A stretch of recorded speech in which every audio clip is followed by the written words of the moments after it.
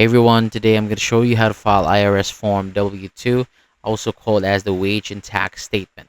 So this form is important because it shows you how much you earned and how much tax was taken out of your pay during the year.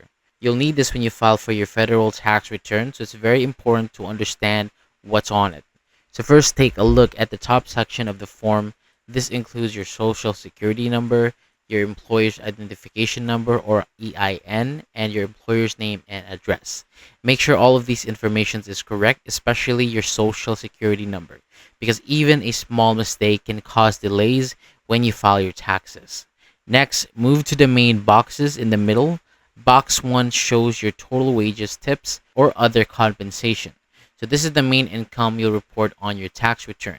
Box 2 shows how much federal income tax was withheld from your pay.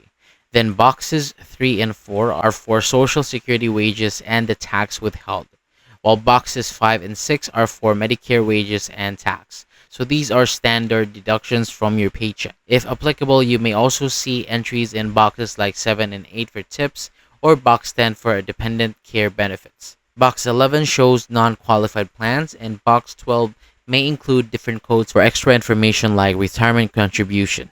Just follow the instructions if any of these boxes have values. Then check box 13 if any of the options apply, like your statutory employee or part of a retirement plan.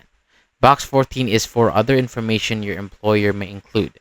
At the bottom, you'll see state and local tax details, including state wages and taxes withheld.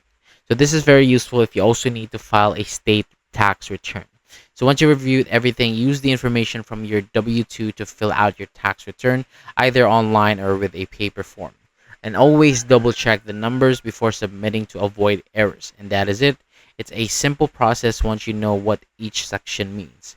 Thank you so much for watching. For more videos like this, hit the subscribe button below and I'll see you on the next video.